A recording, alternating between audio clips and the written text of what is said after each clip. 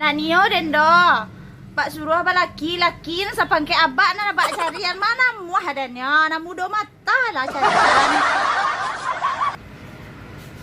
Itu lo laki na napeknya. Itu lo namuh je kau ni sepangke je desanya.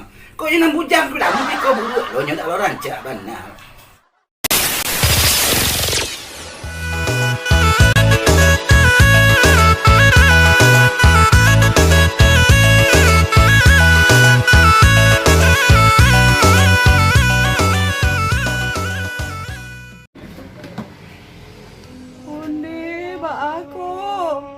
Nak do bareh nang kadi masak lai. Malang nai duit di rantau ko. Pitih nak do le do ka pembeli bareh. Ha. Telpon abak ko. Telpon. Telpon abak eh.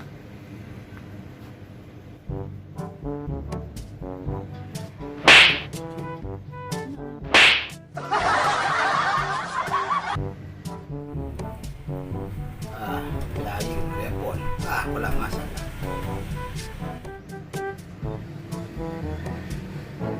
Halo. Halo you. Baka di sini. Abak. Le sehat abak. Minta piti. Hah? Ina do bareh le do ka dimakan na. Minyak le melimpah-limpah. Boleh dong nak dimasak. Yo kau ketika perlu saya menelepon dan ketika kau payah baru kau telepon. Kadang ketika kau banyak pitih kau dah ada menelepon din. Minta piti 300,000.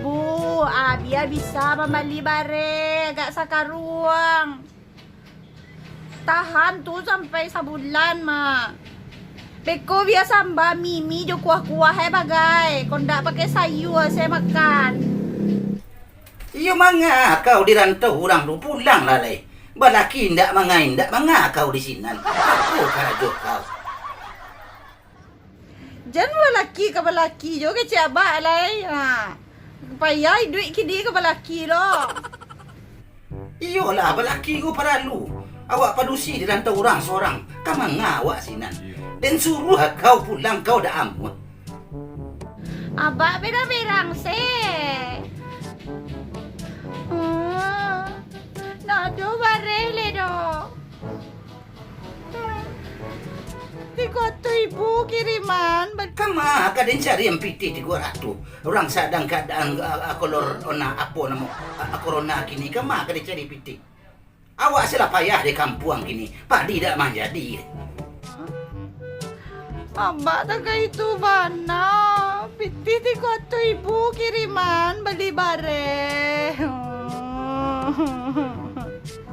Pak suruh apa laki na sa pangke abak na abak carian mana muah adanya na mudo mata lah carian. Ya itu lo laki na napeknya. Itu lo namuh je kau ni sepangke je desanya. Kau yang nak bujang tu lah mungkin kau buruk lo nyak dak lo rancak benar. Kau rancak kau tentu nak rancak lo nak napek. Lai dia usah mencari enam bujang ke. Enam kematian bini. Negara anak orang hamba kerajo. Dah amuhnya dah. Lai dah yang foto kau ni dah amuh dah. Orang sepakai sebangkit dia sini amuh je kau. Pi kau dah amuh. Nyo le banyak piti. Kau nak dah amuh. Ndak den. Yalah dia usah lah mencari piti.